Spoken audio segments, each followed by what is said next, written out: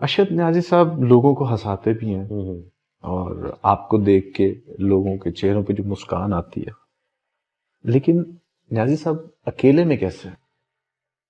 اکیلے میں بھی میں کوشش یہی کرتا ہوں کہ خود کو ہنساتا رہوں، لیکن ظاہری بات ہے ہر بندے کے اندر ایک جو میرا یہ تجربہ ہے، اور میں نے اپنے جو ساتھی فنکار ہیں ان کو بھی دیکھا ہے، جس وقت ہر کامیڈین جو ہوگا نا ہنسانے والا، وہ جتنا تپا ہوا ہوگا نا، جتنا ٹینشن میں ہوگا، اس دن اس کی کامیڈی بہت اچھی ہوگی۔ اس کو ہم غصہ کہہ سکتے غصہ کہہ سکتے ہیں، اس کو فرسٹریشن کہہ سکتے ہیں، اس کو مایوسی کہہ سکتے ہیں۔ وہ اپنا غصہ جو ہے نا وہ کامیڈی میں نکالتا ہے۔ مطلب یہ بھی آپ نے ایک نیا نقطہ بتایا آج، فرسٹریشن کو نکالنے کا طریقہ کہکا بھی ہے۔ کہکھا بھی بالکل۔ تو یہ جب ہم تھیٹر میں بھی کام کرتے تھے تو پتہ ہوتا تھا جی آج ببو برال صاحب کا بڑا موڈ خراب ہے، تو اس دن ببو برال صاحب حال جو تھا وہ آسمان کو لگا دیتے تھے۔ مطلب کہکہوں کے پیچھے چیخیں تھیں۔ واہ واہ واہ واہ۔ یہ میں نے بڑا نوٹ کیا ہے کہ جس دن جتنے ہم دکھی ہوتے ہیں نا، اس دن نا ہماری کامیڈی بہت اچھی ہے۔ اچھا۔ اور جب ہم بہت سکھ میں یا مزے میں ہوتے ہیں، اس دن ہم اچھا کام نہیں کرتے۔ روتے ہیں اکیلے میں؟ ہاں جی بالکل روتا ہوں، کیوں نہیں روتا۔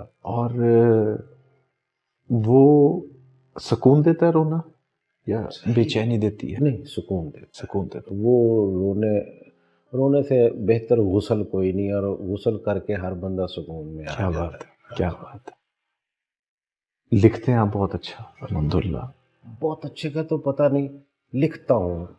اب تو خیر کافی عرصے سے لکھنا بھی بند کر دیا، تو لیکن لکھا جتنا بھی لکھا لوگوں کو پسند آیا۔ اور نہ لکھنے کی وجہ بھی انپروفیشنلزم ہے؟ جی جی جی، ایسے ہی ایسے ہی۔ اپنے لیے کیا لکھتے ہیں آپ؟ اپنے لیے تو کبھی کوئی آمد ہو جائے، کوئی شعر آ جائے تو وہ میں لکھ لیتا ہوں۔ کئی دفعہ دماغ میں پڑا رہتا ہے، پھر کافی عرصے بعد موبائل پہ اس کو کر لیا، نوٹ بک میں لکھ لیا، کبھی کوئی کاغذ ملا اس کے اوپر لکھ لیا، تو وہ کیفیت وہ بھی ایک طرح کی ہے، وہ فرسٹریشن ہی ہے جو اب آپ نکالنے کا ایک یہ راستہ ہے۔ یا آپ کسی چیز پہ دکھی ہیں تو آپ نے جس طرح ایک دن رات کو ایک کیفیت دیکھی، خواب دیکھا، تو صبح اٹھ کے میں نے ایسے ہی نکل گیا، آج میرا دل پھر اداس گزرے گا، آج میرا دن پھر اداس گزرے گا، رات تجھے خواب میں جو دیکھ لی۔ واہ واہ واہ، ٹھیک ہے، رات تجھے خواب میں جو دیکھ لی۔ کیا بات۔ تو وہ اس طرح پھر وہ چیزیں چھوٹی موٹی وہ وقت میں۔ کتابوں کا شوق یقیناً؟ جی کتابیں بہت پڑھی ہیں، پہلے شروع سے ہی مطلب ہر طرح کی کتاب پڑھتا تھا، ابن صفی سے بھی لے کے، اور یہ ڈائجسٹ بھی جتنے تھے، اور شہاب نامہ اور اس طرح کی بھی ساری کتابیں، کشف المحجوب بھی پڑھی، ٹھیک ہے، بنیاد الطالبین بھی پڑھی، مطلب سمجھ آئی نہیں آئی، پڑھتا چلا گیا۔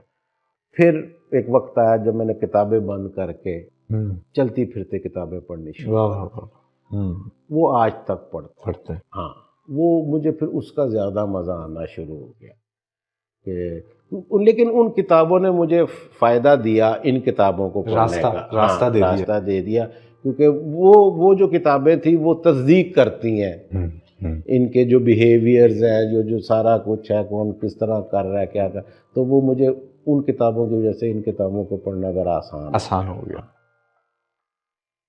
شرارت کون سی ایسی ہے جو ابھی بھی کرتا ہے؟ شرارت میں نے کہا نا، میں نے کبھی کی ہی نہیں ہے، شرارت مجھے کرنی نہیں آتی ہے کسی بھی قسم کی، نا مجھ سے نہیں ہوتی، ہاں مجھ سے شرارت نہیں ہوتی۔